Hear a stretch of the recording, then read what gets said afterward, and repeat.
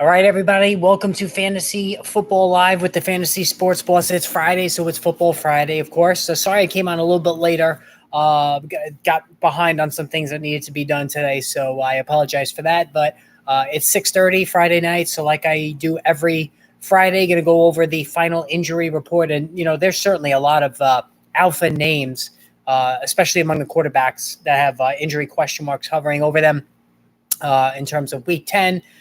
Really the quarterback triumvirate of Kyler Murray, Matthew Stafford, and Josh Allen. So all three of them are questionable to game time decision calls for Week 10. So certainly, a lot is riding on the availability of all three guys, and certainly their respective owners, their hopes for Week 10 hinge on it. And let's face it, we're in the stretch run now, the fantasy football season.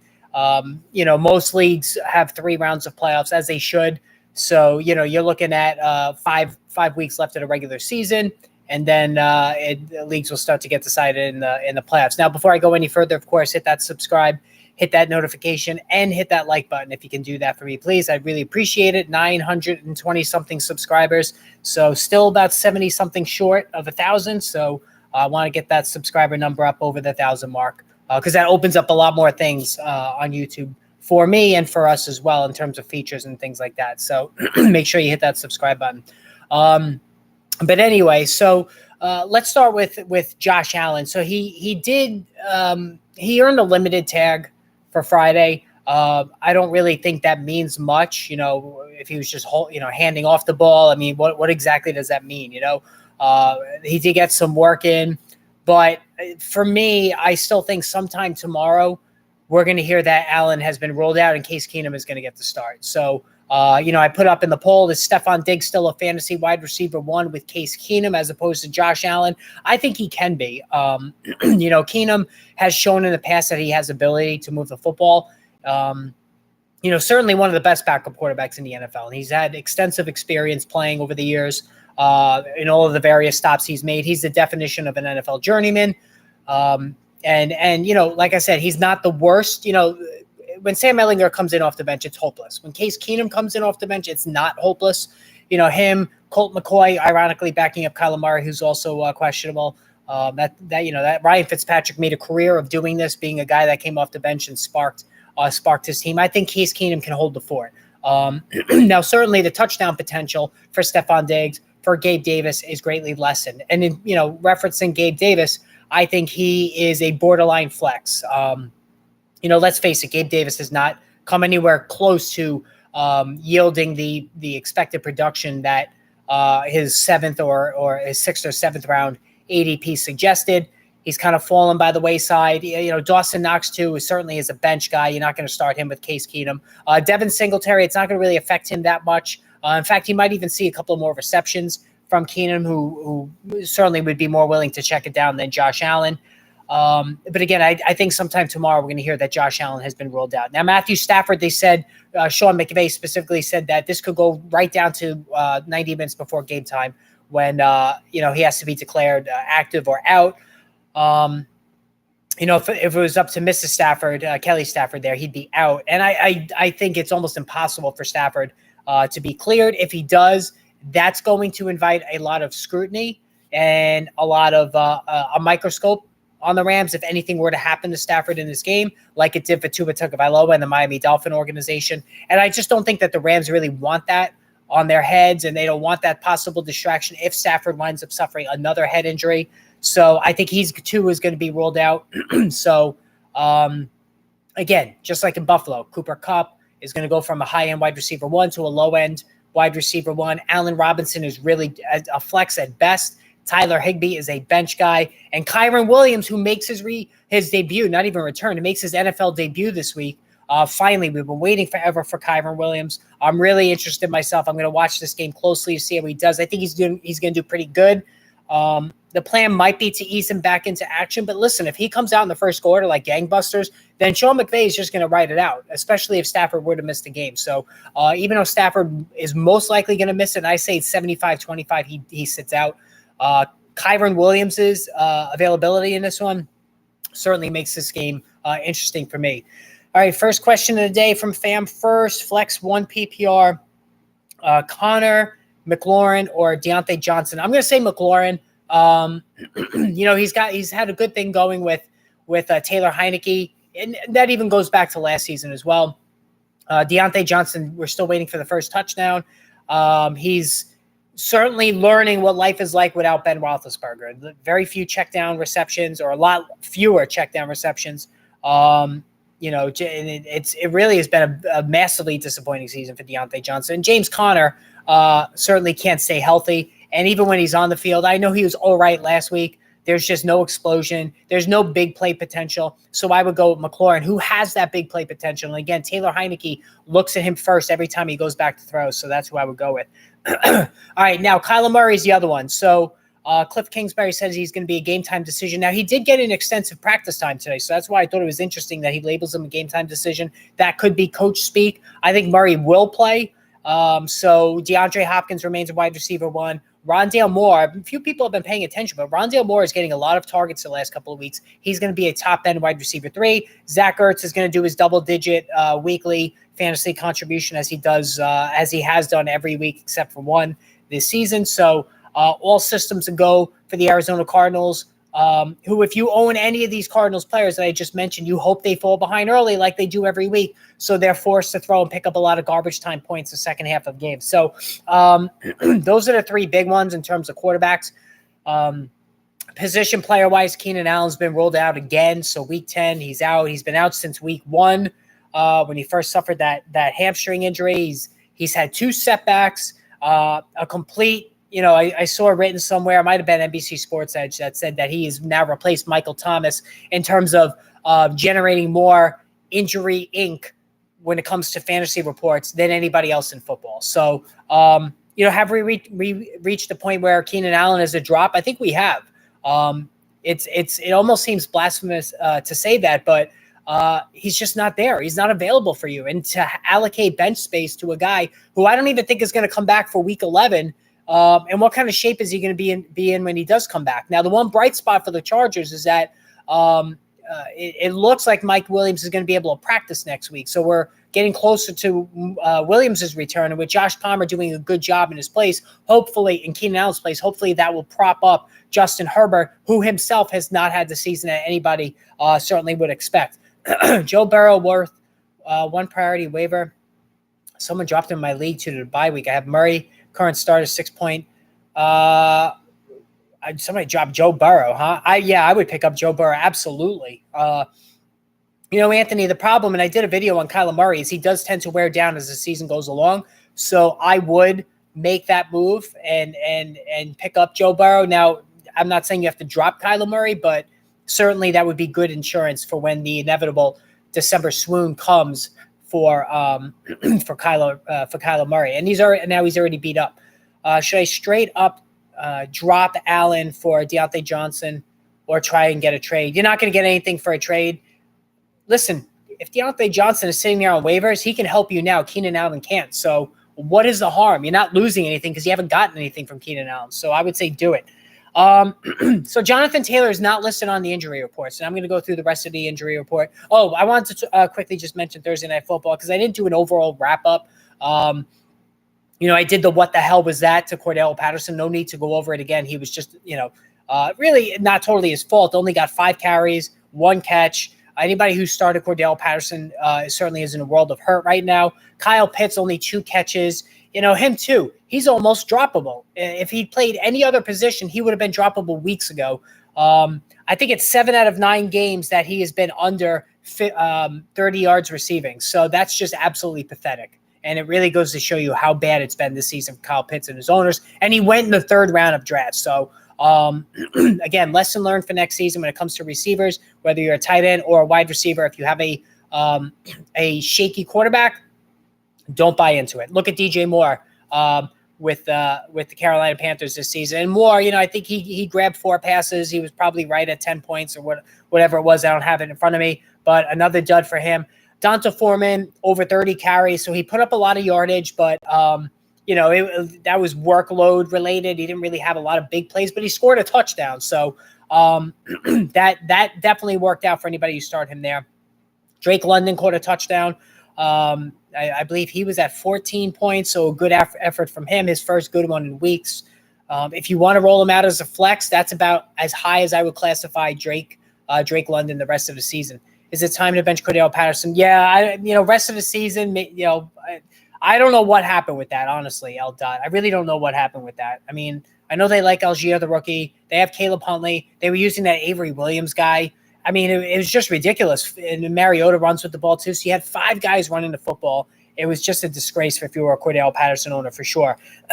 All right, so also don't forget, in Germany, you have Tampa Bay and Seattle. So look for that game really early on Sunday. So it's going to be one of those all-day football fests that we all love so much. Jonathan Taylor, not on the injury report. So he has the ankle injury. He seems like he's over that now. So listen, there is a lot of potential touches in play for Jonathan Taylor. The season's been a disaster. Not sure he's going to be able to reclaim even a decent amount of that lost fantasy value. But if he could finish strong, then you know what? We'll all forget about the first 2 months of the season. So I have him in one league. I'm going to put him right back out there this week. Hope for the best. Matt Ryan is now the backup for this game. So there is hope that with Jeff Saturday, maybe he puts his old buddy back in there. Who knows? Maybe. I know Ryan and Saturday were both NFL player reps, so they have a relationship. Does he put him back in? Is Irsay really trying to collapse this team for a higher draft pick? I don't know. But for Jonathan Taylor's sake, for Michael Pittman's sake, we need Matt Ryan back into the lineup. Warts and all, Matt Ryan still can supply numbers for those guys. Ryan Tannehill, questionable with an ankle injury. You really don't care about anything with Tennessee. Even Treylon Burks, he's just a watch guy if he plays this week. Not to knock Treylon Burks, he's got a lot of ability, but considering the state of the entire offense, really it's just Derrick Henry and nothing else. Robert Woods is completely washed. It's hard to get excited about anybody in this passing attack. Who to start? Gallup, Matt Collins, or Mostert? Need one. I would go with Hollins. He's done really well in place of Hunter Renfrow, and I think Davante Adams is going to start seeing a lot of double teams with Darren Waller and Renfrow on IR. So I would go with Matt Collins, who has proven he could put up some good receiving numbers this season. Cole Kmet or Cade Otton? That's a tough one. I would go Cade Otton just because Tom Brady's looking for him a lot around the red zone. I think he has a better chance to score than Cole Kmet, but I do like Cole Kmet as well. Do you trust Jacoby Brissett versus Miami or Kirk Cousins versus Buffalo? Trying to decide. Oh man, Jacoby Brissett. That's tough going with Jacoby Brissett, but Miami's defense absolutely sucks. So, Cousins against Buffalo, that could be scary. They might have good field position, though, if Case Keenum is starting. Oh, God. Kirk Cousins, man, he sucks in big games. I would have to go Brissett. Close your eyes and go with Brissett just because Miami's defense is absolutely disgraceful. I would just close my eyes and go with Brissett, hope for the best. Herbert or Warren? Warren, listen, Herbert, it's very frustrating because of David Montgomery. I think Warren could get a lot of work this week, and if he literally runs with the opportunity, he could be the guy the rest of the season. What do you think you can get for Keenan Allen? John, you can't get anything for Keenan Allen, honestly. You could wait for him to come back, maybe put forth a game to show that he's healthy, and then maybe try to get like a running back 2 kind of guy. You're not going to get a Kenneth Walker or Aaron Jones. You're not going to get somebody like that. You're going to have to probably aim lower. I don't even know who, Michael Carter maybe. I mean, the options are not going to be very good for Keenan Allen. He's going to have to show health. Miles Sanders, that could be somebody, that you might be able to get. Devin Singletary. Pick one, Pittman or Gabe Davis at the flex. How do you feel about the Falcons-Panthers game last night? Oh, my God, what a disgrace that game was. DJ Moore should have been traded. He should have been traded, but the one thing I will say, Blair, about DJ Moore is that if they are going to draft C.J. Stroud or whatever quarterback they're going to draft, they're going to need weapons for him. And I think that's the plan, to have DJ Moore available for whoever that quarterback that they bring in. What about, there was another question. Oh, yeah, Pittman or Gabe Davis. So if Case Keenum starts, you're definitely going Pittman. If it's Allen, I'd have to go Gabe Davis. How do you think Thielen will do this week? I think Thielen is now the third receiver in this offense behind TJ Hawkinson and Justin Jefferson. But And you know what? Not even a but. I think it is concerning that Hockenson got some red zone targets last week, and I think that could continue on this week as well. So I'm a little bit down on Thielen, but he has always shown a knack for scoring touchdowns. So I think as a wide receiver 3 in a deeper league, he might work for this week. Thoughts on Deontay Johnson this week? Listen, he's due for a touchdown. Him and Chris Godwin, they have to score sometime, right? So, and I thought it was interesting, by the way, with Godwin. He admitted, speaking to the media yesterday, that he is not 100% coming back from from last season's knee injury and the hamstring injury earlier this season. He's kind of pacing himself. He doesn't have the burst, his old burst back in terms of breaking down the field with the bigger play. That's why almost all of his catches have been at or near the line of scrimmage. So that is a reason why he's kind of been stuck in that 10 to 14 fantasy point range each week. But the targets are there. Deontay Johnson, whatever he supplies for you, just take it, and be grateful for it, because the offense is broken in Pittsburgh in terms of that passing game. Should I drop Odell for Watson? Deshaun Watson? It depends who your quarterback is. I wouldn't drop Odell because I think he's going to end up, like, if he ends up with the Giants, he's automatically the number 1 receiver. So I would not drop Odell. As a matter of fact, I'm kind of annoyed I didn't get him in any of my leagues. Jared McKinnon's hurt. Pacheco and Warren are both on waivers. Oh, Warren, easy. I'm done chasing Pacheco. Not that I ever chased him, actually. I was somebody who's always been pessimistic about Pacheco all season. My videos going back to the summer have proven it. So I would definitely go with Warren, who will likely get more carries. Deebo Samuel, not on the injury report with a hamstring, so he will be back against the Chargers. I'm very curious to see how many targets he gets and if he gets any running opportunities with Christian McCaffrey now in the offense. Brandon Ayuk and Kittle are ahead of him on the target tree right now, in my opinion. If it's a poor game for Deebo Samuel, I think we need to worry rest of season. Thoughts on Tony? All right, so I'm glad you brought up Tony. So Mecole Hardman is out, so Tony moves up a rung. So I think there is an opportunity for him to be more involved, but to make a little bit more of a fantasy impact. So I think as a flex, I would put him out there as a flex, not as a wide receiver 3. I'm not feeling that yet with Tony. That 189-yard game against Dallas with the 10 catches, certainly last season caught a lot of attention. That just shows how explosive he could be. So he has entered the flex discussion this week for sure. Mostert, Gibson, Gallup, Hollins need 3. Hollins definitely. I would go Gibson and Mostert. Leave Gallup, who really hasn't been that good. Herbert or Hollins. Hollins at the flex. I like Randy in PPR. Should I hold my nose and start Daniel Jones over Kirk Cousins? Oh, man. Now, I'm a Giant fan.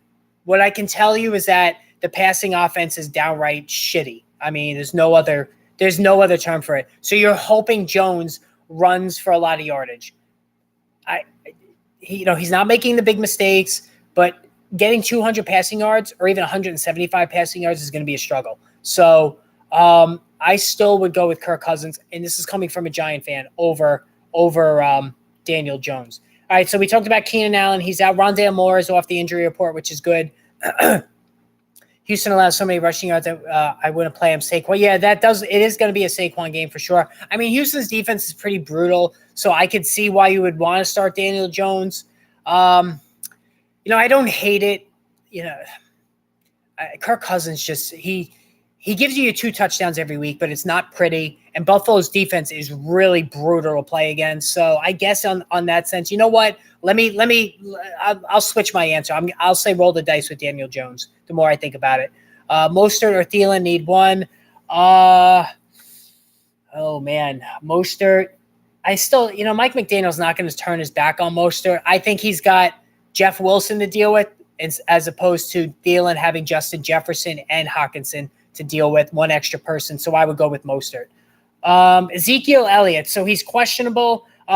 Jerry Jones says he's going to play. Team beat reporters are suggesting that it's going to be a game time decision. So all Tony Pollard owners are going to rejoice if Elliott sits out. I'm in that boat. I'm a Tony Pollard owner. It's really frustrating. Listen, I'll give Elliott his due. He's made the best of his declining skill set. He's scoring from in close. He did that last year.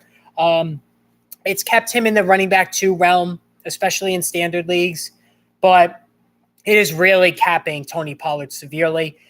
Tony Pollard could be a running back 1 in all fantasy leagues. I mean, when he made that 1 start prior to the Cowboys bye, it was amazing to see the cutting ability, the explosiveness, the 0 to 60 on a dime. I mean, the guy is phenomenal. So it could be, it's 50-50 if Elliott's going to play. But if he does, you still play Pollard, but you play him as a flex and not a running back too. Aaron Jones, luckily for me, removed from the injury report. I love Aaron Jones. I've always loved Aaron Jones. I just think the Packers are criminally underutilizing him. You know, he had a chance as a free agent to go to Miami, which I thought would have been the perfect fit for him. But you know, he didn't. He took the money. Can't blame him. Listen, I mean, we all would if the money was thrown in our faces like that, but like Green Bay did with him. So.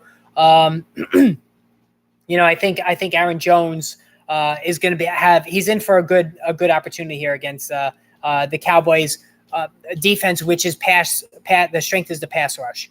Since I have Hollywood Brown on my IR spot, do you think he can regain wide receiver one? You know what, Blair? I don't think so. I think DeAndre Hopkins is the clear wide receiver one. I do think Hollywood Brown could be a wide receiver two. I think Rondale Moore now is the one who's hurt the most when Hollywood Brown comes back. But I would buy low on Hollywood Brown. So whoever has Hollywood Brown in your league, and I might do a separate video on that, I would buy low on him. Would you trade Sutton? God, he's been bad. And Rachaad White for Judy. No, I would not do that because I think Rachaad White, if Leonard Fournette gets hurt, Rachaad White could be a league winner. And I don't think the difference between Judy and Sutton is as drastic as maybe the last game showed. Tony Pollard is crazy skilled, but the Cowboys will never play him more than 50% of the snaps, even with Zeke out. Yeah, that's bullshit, man. I'm telling you. I mean, it's very frustrating. Evan Engram removed with his back injury from the injury report. Listen, Evan Engram has been really good. And as a Giant fan, I witnessed him up close. Ability was never the issue. It was staying healthy, it was staying on the field, could never get the injury bug cured.